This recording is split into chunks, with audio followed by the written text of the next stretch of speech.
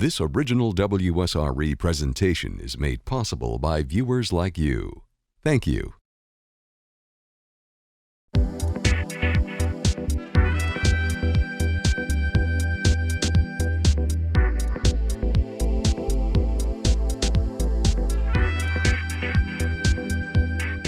Hi, I'm DeeDee Sharp, and welcome to this edition of The Aware Show. We're glad to have you there.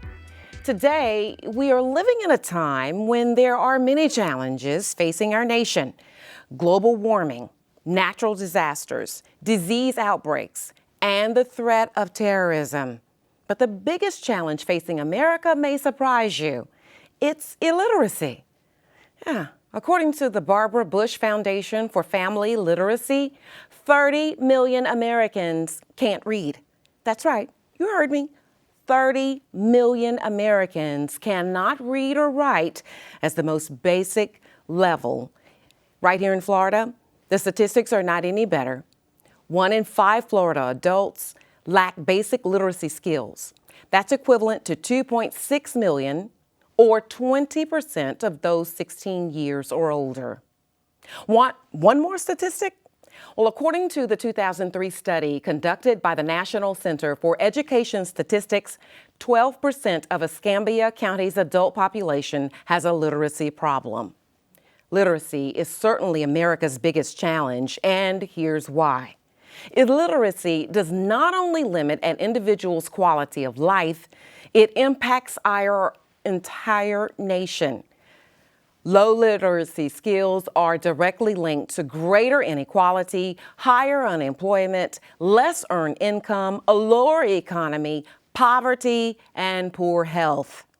Well, today on The Aware Show, we're going to look at literacy in Escambia County and what's being done to triumph over this problem of illiteracy that's impacting our community. Joining me in our studio to do this are our guests, including Bruce Watson, Executive Director of Early Learning Coalition of Escambia County. Next, we have Audra Carter, owner of AC Advertising and past board member with the Early Learning Coalition. Next, Millicent Demps, Principal and Chief Administrator of S.L. Jones Christian Academy. Jewel Cannada-Wynn, President of the City Council and District 7 Representative. Ms. Wynn has served as Deputy Mayor and is also Dean of Escambia High School. Next, Reverend Joseph Marshall, President of Pensacola Ministerial Alliance and Vicinity. Claudia Williams, previously known as Claudia Brown Curry, member of Teen Empowered Mentoring Parent Program Incorporated, also known as TEMPP. And last but certainly not least, we have Manette Magera, Executive Director of Learn to Read of Northwest Florida. We've got a full panel of experts, as you see, and a whole lot of ground to cover. Welcome, everyone, to The Aware Show. Thank you. We're just going to start with a very simple question directed at you. We want to ask you, what is literacy? Bruce? At its most basic level, the ability to take whatever your native language is, or whatever language you're proficient in or operating in this country, predominantly English, and be able to function in society, to take the written word, the numbers, what is available to you, and do things like fill out a driver's license application, fill out an application for a job, do a resume, and write it in good enough English to get you the job. That is what we're trying to achieve. Get our adults at that basic level, which is somewhere about a 9th and 10th grade level for most functions that we need to do in our society today. And that leads us right into the other side of this, which is exactly what you just said, illiteracy. I want you to tell us a little bit about what that basically means when we're saying that a person may be functionally illiterate. That means that they may look normal on the outside. You may not even know them. You may have a family, a parent, a member of your church who actually cannot read, and you will never know it. But they function in society today. Oftentimes, those are the ones that will shy away from writing applications, or when you have to events at your church or your school. They're the ones who probably never volunteer their time because they're function illiterate. All right. You guys are on the ground. You're in the fight. against illiteracy. I want to turn to you, Manette, because you are too. Yes. Tell us. Yeah. Well, at Learn to Read, what we do is we're an all-volunteer organization, and what we do is we recruit volunteers, and then we train them to tutor one-on-one adults that can't read at the level that they want to get to. And they have different goals. Then they come in. Some want to learn to read the Bible. Some want to up their game and get a better job, or some want to get a driver's license. So what we do is we match tutors and students together, and they'll teach each other. I mean, the tutor will tutor the student one-on-one to try to bring their level up. And so that's really the function of Learn to Read. Okay. We get people that are in society that I really feel like some of our social problems come from the fact that people, they get frustrated. And they're getting frustrated really because they can't read or they can't function. They have, they're being held back. And we're going to talk about those social ills a Yeah. little bit more in depth when we talk with Reverend Marshall, and we'll also get a chance to talk with Claudia and that sort of thing. But I just want to give you guys an opportunity to kind of talk about, as an early learning coalition, why this is so important that we start so early. And then we're going to come to why in the middle and even beyond, it becomes an even bigger problem, starting early. In the area or the period of life from birth to 5, magic happens where the brain is formed, all the connections are come together. We've got to open up our brains, open up our children to the joy of learning and get them ready for kindergarten. And it takes a parent, first and foremost. Those parents need to get in there and do it. But a great many of them are working. They have a job to do. They have a mission in life. And they don't always have the time. So my agency is there to take those children in for 8 to 10 hours a day and not just care for them, but to also give them an opportunity to go through an early learning program, through the curriculum, and get them ready for school. Same thing we do with our voluntary pre-kindergarten. But we are really focused. 2,000 to 5,000 children a year come through our programs in various stages, and we want to get them ready to go to kindergarten. I'd like to put Manette out of a job. I really would. And she'd like to be out of a job Absolutely. in this fight. And similarly, I tell literacy. our sheriff the same thing. Yes. My job is to put him out of job. For every dollar you're going to spend on early learning, you're going to save $7 in having to deal with crime, and having to deal with poverty, to have to deal with all the economic negative things that happen because you weren't ready to go to school in the first place. So we're here to get those children ready to school so that when the school system takes them, because 25–30% of our children are not ready for kindergarten. And that puts the school system behind the 8 ball. Because a great many of those children will never, ever catch up. And that's why almost 30% of them don't graduate from high school. It's almost the same children all the way through. Not, to a person. There are those who are alleviated out of it and some who fall into it. But a great many of them are the same children all the way through because they weren't ready in the first place. And Jewel and Millicent, I know you all can certainly speak to that. Yes, we've started, this year we have kindergarten through 12th grade, but this year we decided to open up to our K-4 to start at the basic level to introduce the 4-year-olds to the literacy and to teach them how to get along and how to communicate and how to express themselves in a positive way.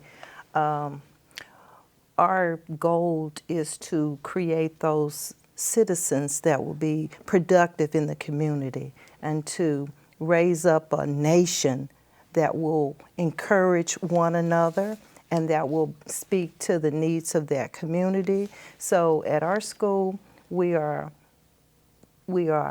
reaching out to families that otherwise children will be left behind. We have included 2 basic programs that I wanted to bring out. One is called Learning RX, which actually trains the brain to get the children to focus and to get them on target to understand the language and to be able to communicate and to go forward. So we're proud of that, as well as the reading program that we have for all students of every grade level. Getting these children early, can't say that enough. Jewel, in the schools, what's going on? What's going on is and many of them are not ready. Okay. They are not ready when they come to us as freshmen. And because they're not ready and not focused, many of them become discipline problems in school. They get off track, they get off focus. However, in high school, they instituted a full range reading program, intermediate programs. But it's going to take that village concept. It's going to take that parent and then social organizations to make education, to make that relationship with education and success the most important thing again in America. And when you look at Escambia County and the data, when you talk about one of the poorest counties in the state, one of the poorest counties in the nation. And as a council member, I wear two hats. And when businesses call me and they say, what's your graduation rate? And when I have to say 62%, that hurts. That hurts because I'm proud of my county. And I'm proud of the teachers that teach in my school district. But that still hurts, and it's how to do that. As a council member, you have to look at how all of government, because we have an elected superintendent and an elected school board, sometimes people get territorial. But at this point in our county, we got to get rid of that. All of us have to come together. All the municipalities have to come together and say how we're going to fight this, how we're going to do this. We have a 4-year institution here. We have a PSC and the University of West Florida. Not only do businesses look at our high school rate, but they want to look at how our county as a whole, who's graduating from Pensacola State College? How many? Are we talking about only 10% of a 300,000 population graduating and have a 4-year degree? What are we talking about? Is it okay for me to bring my company here? Will my workforce be able to fill out the application to get a job? And are we going to retain the students that we do train, that we do get an education to? So it is a huge, it is a village, and we have to get rid of some of those hindrances and those things that have divided us on this.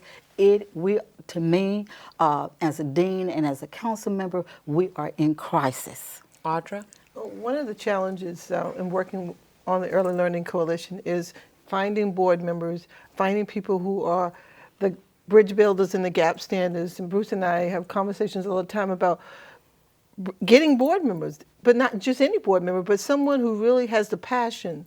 Each person that was chosen for this particular show was chosen because they have a passion, they have a history, they have credibility, they are doers. They're going to do it if they get paid for it or if they're not. That's what our community is needing. And we have to own and bridge the gap ourselves.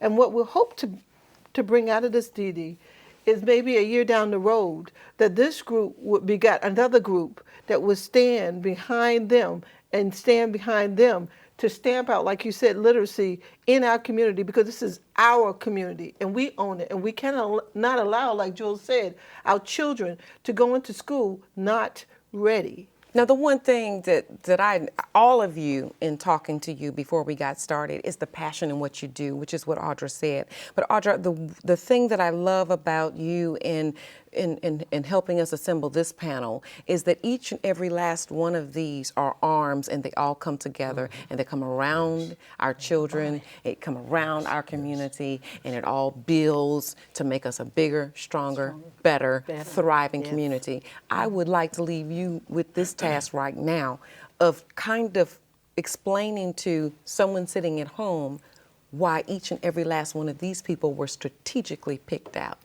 No one better to do it than you. Well, the interesting thing is, and I hope I don't put my pastor on the spot. No pastors can be on the spot. When you spot free aware. When you earnestly, and I'll tell you a little bit about who I am today and what I wasn't 2 months ago. You never really understand yourself until you get ready to go and you know that God might be calling you home. Mm-hmm. And, I've been working 20 years in this community, and Audra's done. I'm over myself. More than anything, I tell you, if somebody went to my funeral, probably nobody would come. Don't say that. But the most important thing is, did I serve? Mm-hmm. What did I do? The Bible says, "Why you wait?" And one night I just woke up and I said, "Literacy, oh my goodness, what are we doing?" And I have had the privilege of working with each and every one of these individuals. And I see them doing things when they don't think I see them.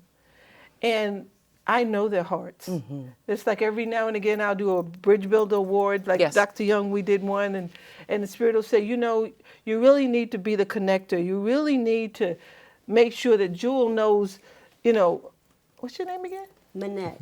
Manette. I'm sorry. Her name is Manette. Yes, it is.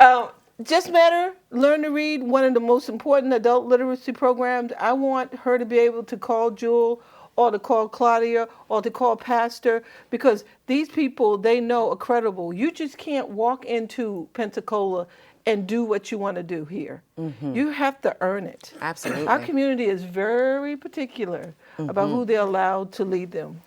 And we can't tell somebody to lead, they have to be a leader. So these leaders have shown themselves to be leaders, and I was led through the help of you and Ms. Frazier, Dr. Frazier, to make Dr. sure Gail that Frazier, our executive producer of the yes, show. Yes. who's my friend, she's my friend, to talk about it and show the community that we are taking a stand, Good. all of us, Yes. together to deal with literacy and make a difference. And if they come to any one of these individuals, that they'll have a nucleus of people who are going to stand together to help them. And we're going to continue with the show to explain why that is so. And we will also give you some resource information at the end of the show. So stay close for that if you want to be able to get in touch with any of the panelists here. We'll have some of that information available for you after the show. I want to get you involved here, Pastor, as well as Claudia. You are doing some interesting things with our tweens who become parents. Right. And I want to talk about that, and then I want to get to Pastor Marshall to talk about some of the social ills so that we all understand why literacy is so important, and it's so important to stamp out illiteracy. Claudia, interesting things you do. Pat on the back, girl. Tell us. Thank you. I have a program called Teen Empowered Mentoring Parent Program, acronym TEMPP, T-E-M-P-P. And what we do, we train mentors to mentor pregnant and parenting teens, moms and dads under the age of 21. We want to make sure that these students or these teen parents acquire their high school diploma or GED, vocational training, college, it doesn't matter, whatever they want to pursue. Make sure that these young ladies and men, they don't have any more kids, any more children during their teen years. And one of the main goals, the one that I love the most, is to bring awareness to the community of the unique needs of these teen parents. They have unique needs. And like one of the ladies was saying a few minutes ago, a lot of the young ladies that come to us and guys, they are so far behind in academics. I'm serious.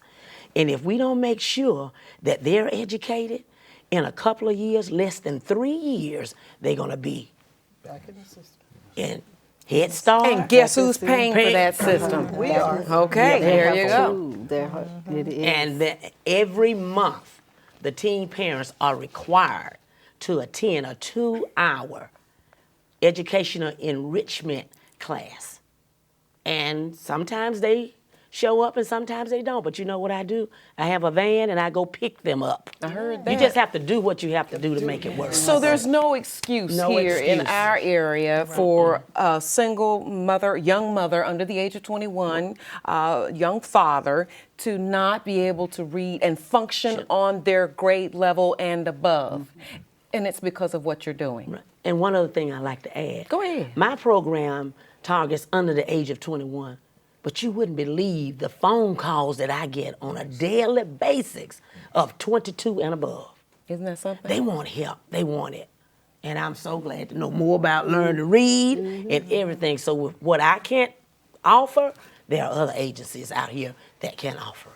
And you chimed in a little bit early, Manette, telling us a little bit more about what you do. And a lot of what you do depends on volunteers helping you mentor these people. Yeah, 22 everything and we up. do is done on volunteers. Yeah, and kind of to the point where you're like, now what's your name again? But, you know, learn. But here's the thing: it's like that. A lot of people don't know we're out there, and that's why I'm so thankful for this program and the chance to get the word out there.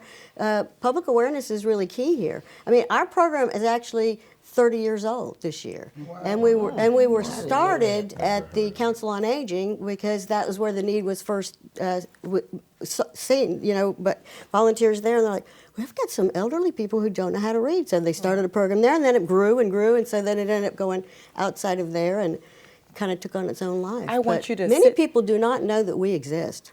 And I'm glad we're doing the Aware Show on literacy so that they will know. Yes. And one thing I want you to think about is a great example of someone who has come through your program and has risen to the top as a result of volunteer efforts, so that we can express the importance of people volunteering and helping mentor people so that they can teach one and reach one. You think about that example, and I want you to do the same thing as well, Claudia. I know you have an example of a teen mother, someone who became a mom in the 9th, 10th, 11th grade in high school, and someone who has gone through your program or going through your program in this, just showing some great benchmarks to success in life. Coming over to you, Pastor. Yes. Pastor Marshall, when we talk about social ills as a Yes, result of people being functionally illiterate, Yes, ma'am. we're talking about some big numbers, and that impacting us financially as a community and as a country. Yes, ma'am. I want you to talk about some of those ills that people really don't think, and it's not resonating with them, that it is hitting home. We all know someone who can't read on the grade level they should be reading on. Absolutely. First, let me just say that this is an amazing topic and subject matter, and I'm privileged and honored to be on this panel with all of these individuals that represents different organizations and entities. One of the key words that I keep hearing coming up over and over again, and that is introducing, or in the beginning, even as Bruce stated, from the ages of 0 to 5 years of age. One thing that I've noticed as far as dealing with the sociological ills is that a lot of it is generational. If I start out illiterate, often because there's a lack of exposure, I train those who come after me to where it's not important. And so therefore, because of the lack of exposure, I have a tendency to succumb and stay therein.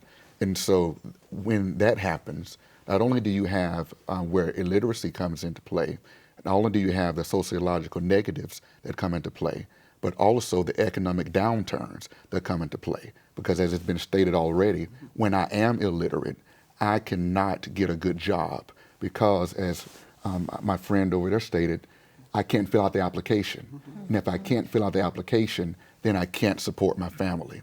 And so therefore, I start seeking other alternatives, which now leads to crime and other things. So it's all systemic. There's links, if you will. And as president of the Baptist Ministers Union, as well as a pastor representing all of our pastors within our community, we all deal with this, because when they come to our churches, without getting into a theological conversation, but this past Sunday, I preached a sermon dealing with the triune being of who we are, our makeup. We are a spirit, we have a soul, and we live in a body. That's from a theological perspective, but also dealing with it from a sociological perspective, it also is applicable. When my body is in a place which lacks exposure, what have you, it negatively impacts me internally. So therefore, I have no motivation to even want to become literate, because I think that this is the way to be. Mm-hmm. And so often, that's a mouthful. Yes. So often we think that our young folk are being lazy. They don't want a job.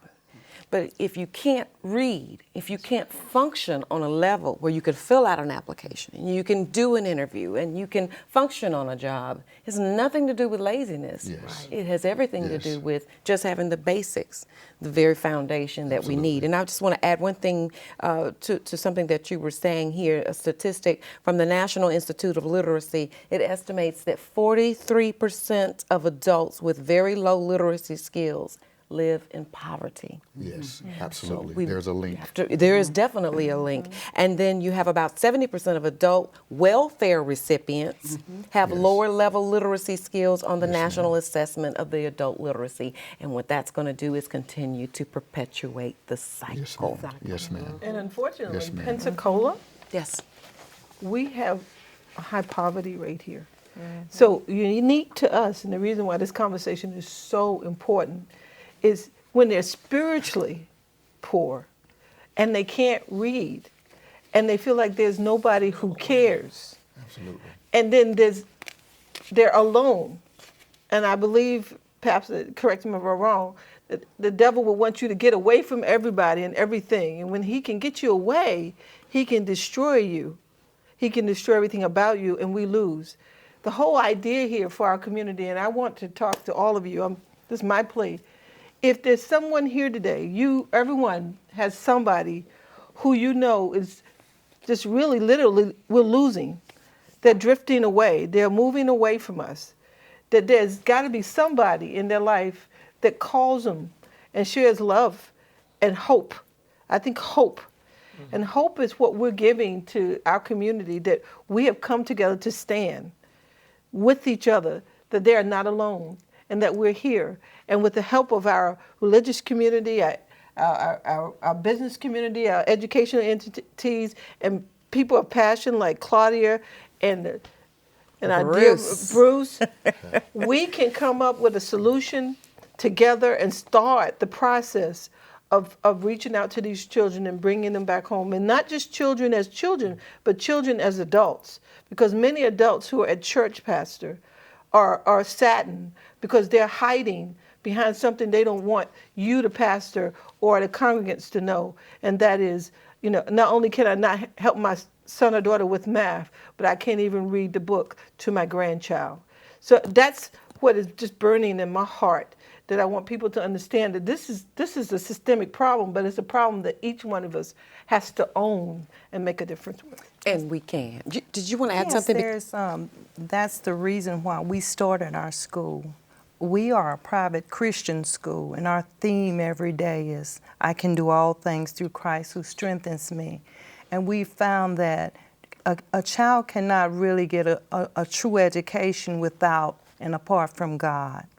So our school is there to give them a firm foundation and let them know that maybe I did come from a single parent home, but I can make it. And so we have many stories where parents have come to S.L. Jones Christian Academy and young people enroll and against all odds, graduated. Wonderful. And now they're working in society, making a good living for themselves, came illiterate, learned to read, not ashamed.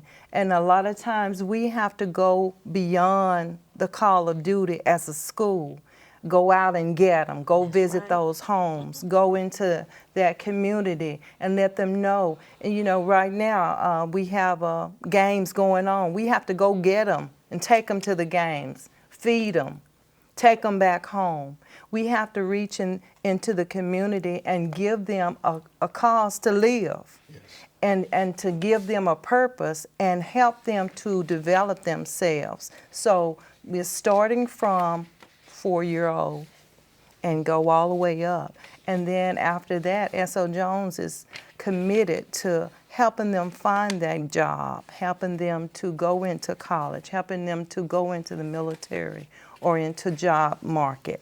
Mm-hmm. So like my sister here, we are a secret. Many people do not know about. That's kept secret over here to the left.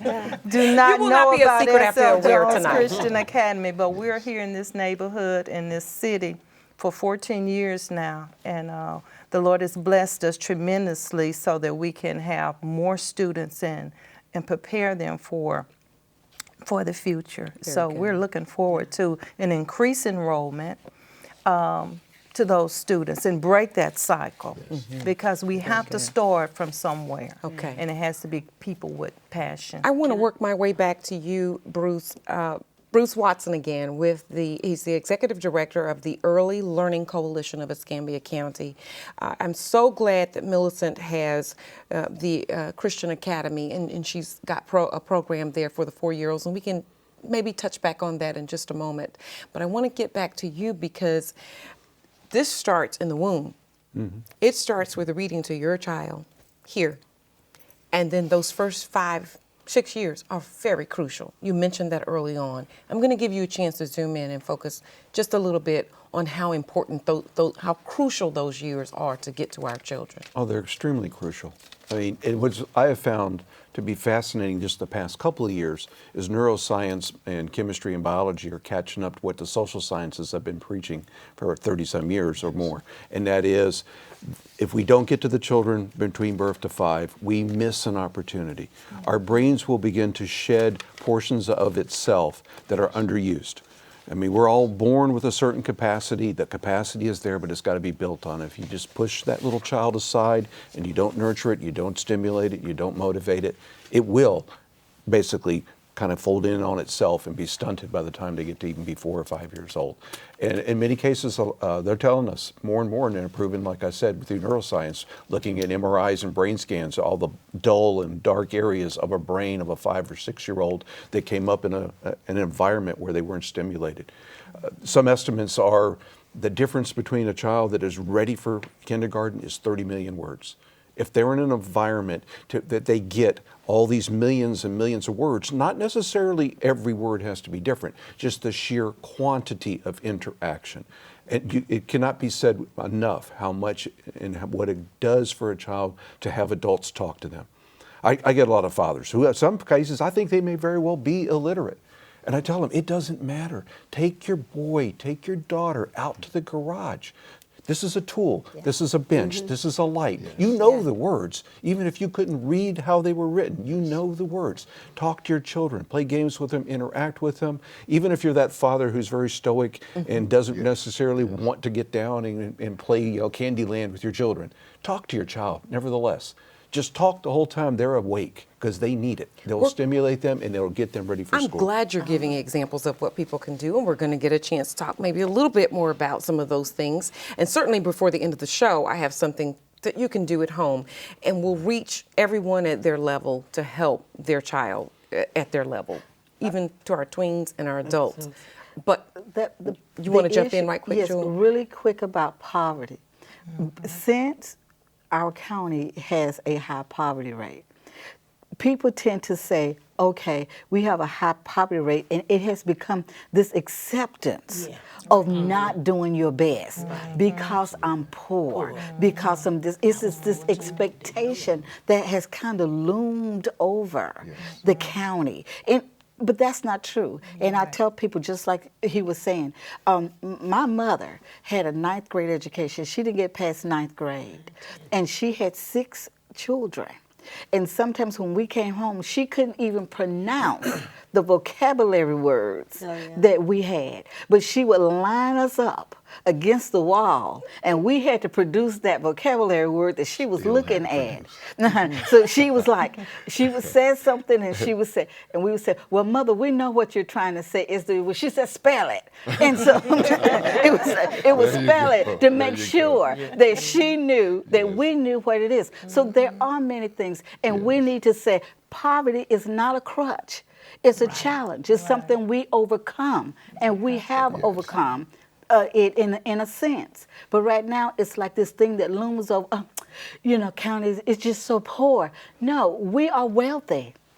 We have 300,000 citizens. We are wealthy. And I want to come back to our pastor. I don't know how much of your personal life you want to tell, but before we hit the air, you shared your own personal story Yes, ma'am. of how you overcame, and I think this is a perfect example. Can you share that with us? Absolutely. Actually, as I was sitting here and Ms. Wynn was talking, there was something that was rising up on the inside of me because certainly I don't mind sharing.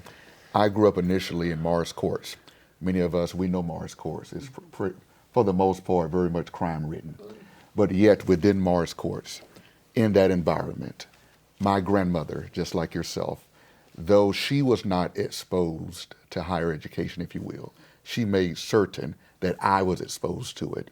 And so therefore, she continued to pursue, like the Jeffersons, the song states how they moved on up and then they moved to the east side. And so it was with my grandmother. We moved to the east side. Upon graduating from high school, I had an offer, 3 scholarship offers to Auburn, FAMU, and Southern. But I chose not to accept those scholarships because the goal and objective was merely to graduate high school. It was thereafter that I joined the military. And it was while in the military that I was exposed to greater odds, to things that could make life more possible. And with that, I'm proud to say I was able to earn 2 bachelor's degrees, 2 master's degrees, and earn my doctoral degree. But of course, it was from being exposed. And so with that being said, if it happened for me, I know it can happen to others. That's wonderful. There's my favorite author, Dr. Miles Monroe, who recently passed. He had a book entitled In Pursuit of Purpose. He stated this: whenever you don't know the purpose of a thing, you will always abuse it. I didn't understand, nor did I know my purpose. But once I was exposed, it was like tapping into a gold mine. And so, though we did not have a lot externally, I had a lot internally. And that's what I tapped into because I knew my purpose. And I'm so glad you are where you are now to share that. And I'm so appreciative of the fact that you shared that story with us on The Aware Show. Yes, and ma'am. I hope that it encourages someone who's watching at home. You did Yes, it, ma'am. they can do it too. Absolutely. And I want to say hats off to our military. Those sitting amongst us include 3 Yes. retired from the U.S. Navy, am I right? Yes. That's Mr. Watson, as well as Millicent, and of ma'am. course, Yes, ma'am. our pastor. And also. I retired from the Air Force. Okay, give it up for the Air Force. So we gotta be Got very it. well represented here. She came in after we had that conversation. And you know, and I think too, you know, at a time there were. I really appreciate our military and all the sacrifice that you all make and that you have made. Our men and women in uniform, just wonderful. Unfortunately, when we think of this in the scheme of things, there are a lot of young men and women who are not able to pass the test to get to join our military. There are certain This parts is of the sad. country where 2 out of 3 candidates are turned away at the recruiting station because either through lack of education or physical fitness, you name it, they are not able to even make the minimum cut to be eligible to come in the military, let alone actually go through the qualification process once they get in. But they weren't even able to get through the door, and that is scary. It And a is. lot of it does come back to literacy. They're showing up wanting to be in the military. They are motivated. They're patriotic. They do want the opportunity to serve their country and defend our nation. But they can't get across the threshold because they can't read, amongst other things that are going on in their lives. And again, when we say literacy, we're not saying that a person can't read to where they have to just sign their name X. We're just talking about someone who can't read on their level and above, and that's what we're talking about, the illiteracy, the functional illiterate. You want to add something? Yeah, and I want to bring it back to Pensacola because, you know, we have the national, we have the state, but we have an issue right here. We've lost 3 generations, which is another thing that makes me really want to do double duty. We have the teens who are pregnant now that hasn't even gotten to her doorstep. We got the boys who are not men, because every man that's, you know, if he's 10, he's really 7. He really is a baby. If he's 17, he's really 10. It's just that 10-year span who cannot be fathers. Right now in Escambia County, if you look at our jails and you look at Pensacola Boys Basin, who's hanging out on the streets, those are the people that, as a community, that they have to be reached. It is our job. If there's a church on every corner, That should be a ministry that can help handle it. And they can't do it by themselves. They need experts. Yes. That they can have resources, which is one of the reasons why I don't want anyone leaving out of here who don't know that Audra stands for you. I use my gifts for you. I use my gifts for you. We have to use our gifts for each other to undergird this community, to hold it up, because we have lost 3 generations, and I own those children because they're all our children. Because when, like DeeDee said, we're going to end up paying for them anyway, whether they're in jail or not. Might as well invest now, early on. DeeDee, Yes, sir. if I don't say anything else, I just want to say this last thing. Since I represent the religious community, I think that one thing as well that has negatively impacted us, and I'm going to say this, is church. Often we think that all we have to do is pray about it. All we have to do is shout about it. Okay. In some kind of way, magically, I'm going to become literate. Just like we have to go to school to learn our ABCs and 1, 2, 3s. After we've shouted, after we've prayed, we have to get up off of our knees, take our child from 0 to 5 years of age, put them in some kind of rearing program to help them. As the dean, if they do wrong, they need to get chastised. That's right. That's after you've prayed. All of that is necessary. So I don't want us, since we're on the show, to use church as an excuse. After the benediction is rendered, you need to go take advantage of all of these opportunities. Teen mothers, we have someone right here. Literacy as well. Dean, Elsa Jones Christian Academy, and other entities. They are available after you've prayed, after the benediction is rendered. Now get up and take advantage of the opportunities that's available. Now go to Sunday school. Yeah, go to Sunday school as well. Here's your book. Please, young person, read it. That's right. Yes, absolutely. And I'll stand here today Amen. and tell you, if you have a program and you need assistance in books for young children, come see me. We gave away 17,000 books last year, and I want to top that and do even better and more this year. If you've got a program and you're trying to reach out to our children, particularly under the age of 8, we can and we will help you. So someone coming to you, young child, where do we go? Tell us the age group, what they do, everything. Every parent that walks through my door walks out with a book. Okay. Every adult that walks in with a program that can show me a need, they have a community center, they have a church program, and they need the opportunity and the assistance and the resources to do it. I am standing here and tell you we will do the best we can to get some books into your hands. I want our children to read. I'm putting books in little free libraries all over this town right now. Okay. People are popping up. And I was listening to Claudia a while ago, though. Is a real possibility that one of your current enrollees, mentees, as you said earlier, could very well be a participant in her adult reading class because they dropped out of her high school. Yes. Love it. And See? their children may very Networking. well, in the next 2 to 3 years, be enrolled in her program and be funded to do so by my program. We've got to break See that how it cycle. works together. We've got to do it. What's that saying? Everything works together for This good. is The Village. The Village is here on The Aware Show. We're talking about stamping takes a out village. illiteracy. And we have The Village here.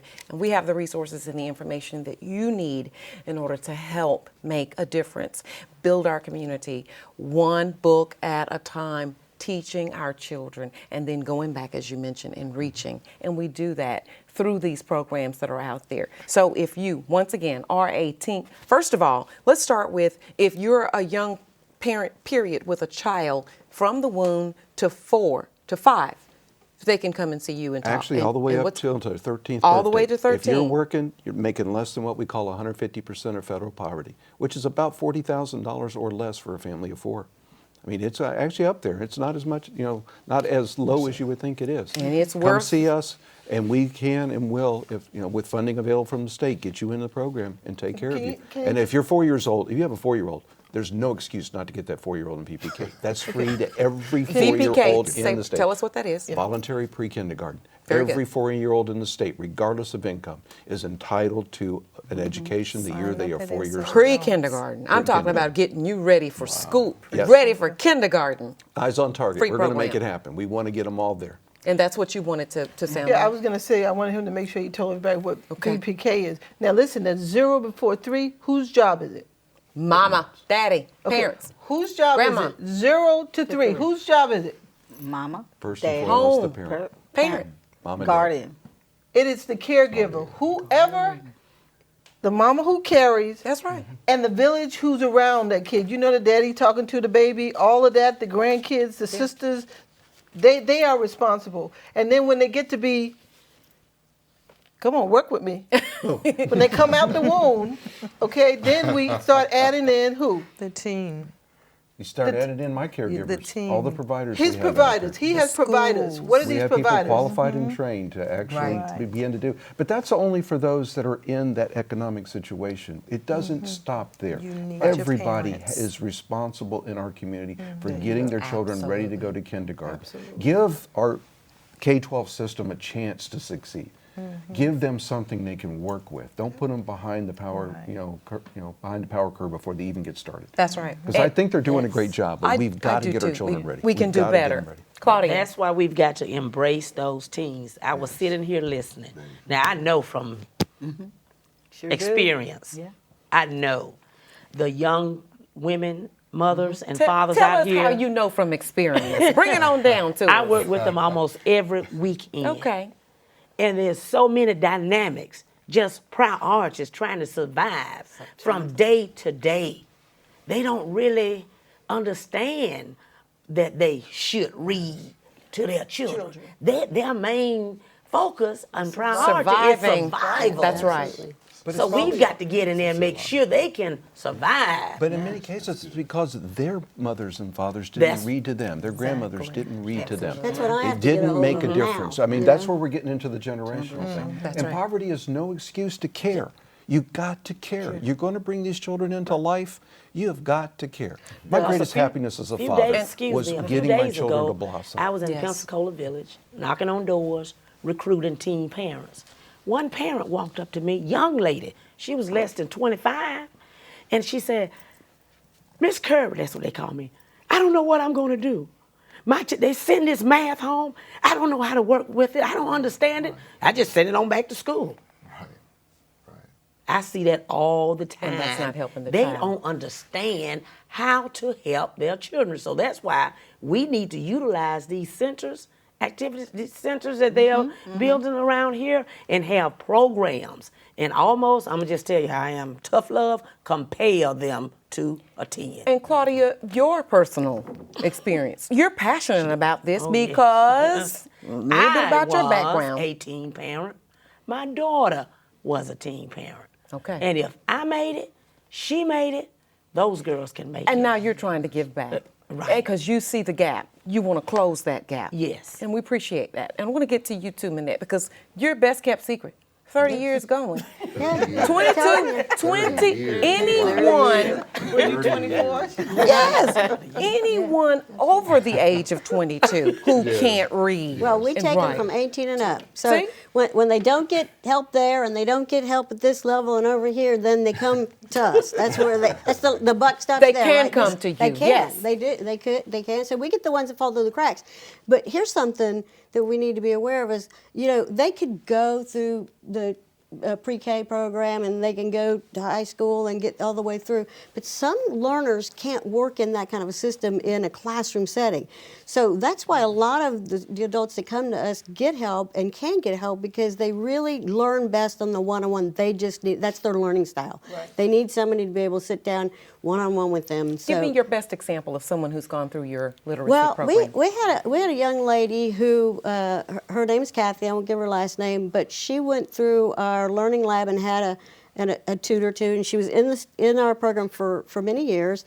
And she started off, I think she was around the 3rd or 5th grade. And it takes a long time to go through, school, especially when you have a job and you're trying to do other things. It's not like when we were in 1st grade or kindergarten where you have somebody pounding in at you all day long, hopefully. But she made it through the program. Okay. And then went to get her GED, and then she wanted to enroll in the nursing program here. It took her I think it was 5 tries to get through the nursing application and testing, and with our help, she finally got it, and she's actually starting the program this next semester here So at she PSC. went from a literacy to a nursing program. Right. She's got enrolled for the next semester starting. She will finally be, after a lot of years of trying. We don't want to really think, but where is she going to school? Can you Here, say? at PSC. She's Pensacola a State new College. nursing student. There As you of go. just this past We month. wish her the best. Passed. We wish her the Absolutely. best. We're going to get some tenacity mentors. that we're woman going to had. work. We're going to try to work with her and make sure she makes it. We're going to do She that. will. Manette. I like to The tell you, follow-up. this one's lady, going to make it. She's going to make it. Give me your best. Teen, tween, boy or girl now, not just the girl who may have become a mom at an early age, but you all help the boys too, who are functionally illiterate, need help. Do you have an example? Even someone who's coming up, rising. I'm going to tell you about a guy that's a father, Yes. rising. Quickly. He quit school in the 7th grade. He's been in and out of the system. Okay. So he was released from some boys' program. Okay. He came into our program. I assigned him to one of our mentors. He did not have a job. He's 16 years old. He's a father. This mentor helped him get him a job. Okay. Helped him get his ID. Then he said, I want to go back to school. He said, I'm smart, Miss Curry. I'm intelligent. I All said, right, you now. are. I said, you're going to school too. He said, I don't want to go back to the public school. I said, don't worry about it. You're going to PSC. He's at the campus at Warrenton. Okay. PSC, took the GED, the entrance exam. He has a job now. He's Great. working. He said, I feel good about myself. And that father is going to be able to provide provide better for- for his children. We're going to start breaking these cycles with all of this. One by one. One by one. But something that we need to keep in mind as we talk about this is we want to not just talk about the problem, hammer it home, the social, the this, the that, and the other thing. We want to give you some actual tools to work with. And one of those tools began with someone who's familiar to us all. Want to take a look now at a clip from the former First Lady, Barbara Bush, who has a foundation that advocates literacy here in America. Let's take a look on The Aware Show. I came from a reading family. My father was in the publishing business. They read to me, I read to the children. Putting your arms around your child and reading to them is maybe one of the most satisfactory, happy moments of my life. That's how we discovered Neil was dyslexic, just sitting, reading to him when he had chickenpox and discovering he could not read. The teacher, she said, oh, he's the best student we have. Come to school and listen to him read. We were lucky. We lived in a city that had special reading teachers. Nobody'd heard of dyslexia then, really.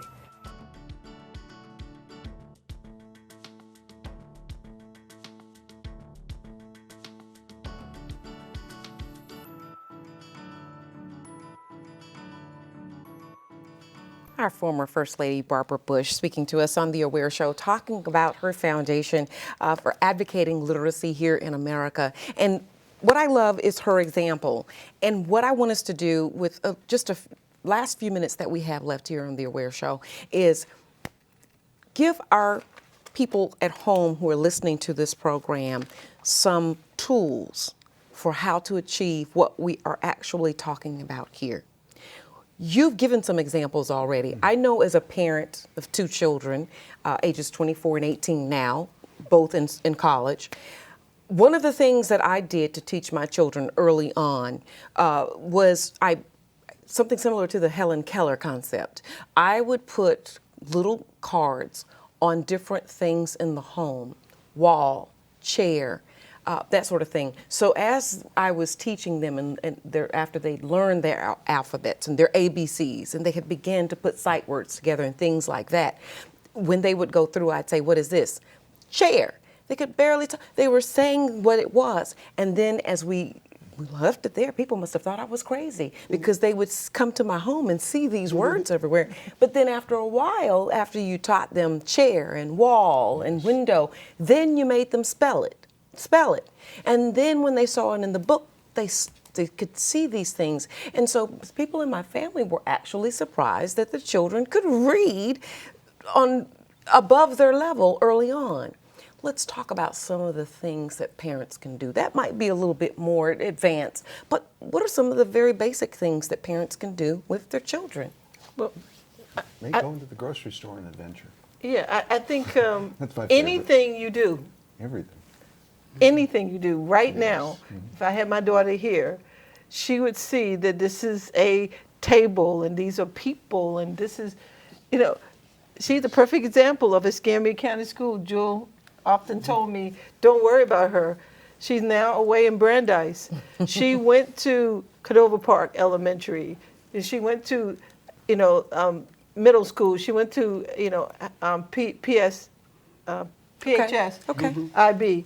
And what happened was the teachers stopped teaching to the words, but started teaching to Yes. the touch. Okay. So use every Very good aspect of your concept. life It's- and Okay. everything that you do to teach your child, because you're your child's first and most important Absolutely. teacher. Some other ideas here quickly.